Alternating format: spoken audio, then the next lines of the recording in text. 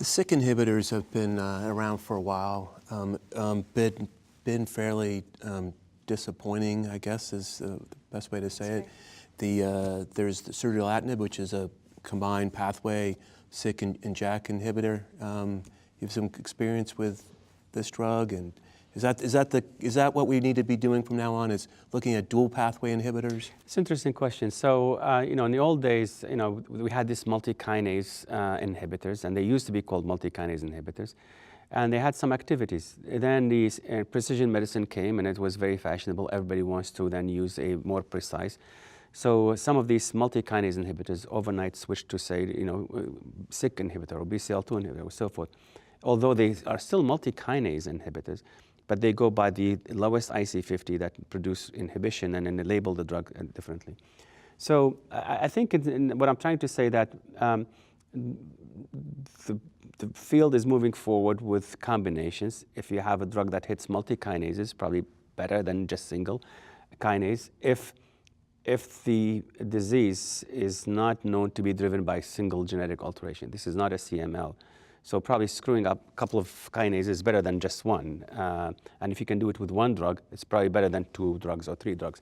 It simplifies drug development. You don't need to do drug-drug combination. Here's a drug that hits both.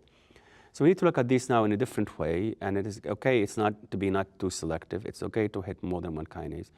The question is, again, you're going to be guided by activity. I agree with you that SYK inhibitor as selective ones, or the multi-kinase that includes SYK, have been disappointing, but the BTK has been disappointing for follicular lymphoma too, inhibitors. So it's going to be combinations in the future. Yeah, and that's an interesting point that Younes brought up about from a drug development standpoint of having a combo in one pill. It simplifies the drug development. Yeah, that's probably really not all that realistic, right? I mean, for most things, we're probably going to want different amount of a drug A that's inhibiting pathway A versus drug B that's happening pathway B, and then that brings up all the issues of working with 2 novel agents, different pharmaceutical companies. It's a challenge. Yes. Yeah. You've got it figured out. You figured out how to do it. Yeah. Well, let me go back to this one. I think, again, probably 10 years ago, it was very challenging to work with more than one company, as all of us know. I think right now, sponsors realizing that it's going to be a win-win situation if there is a partner, even though outside their pipeline, if it's reasonably can enhance the activity of their own agent, they're willing to do that. And we're seeing this more frequently happening today. I'd like to see it even better, but I think it's happening more frequently today than, let's say, 10 years ago. It's at the end of the day, I think response and the response duration what will guide drug therapy, regardless whether it's from your own pipeline or not.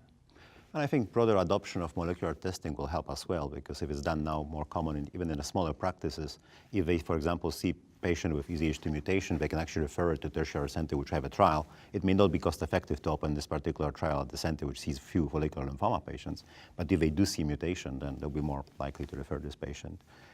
So I think the adoption of molecular testing could help us move field forward. What about beyond the molecular subsets?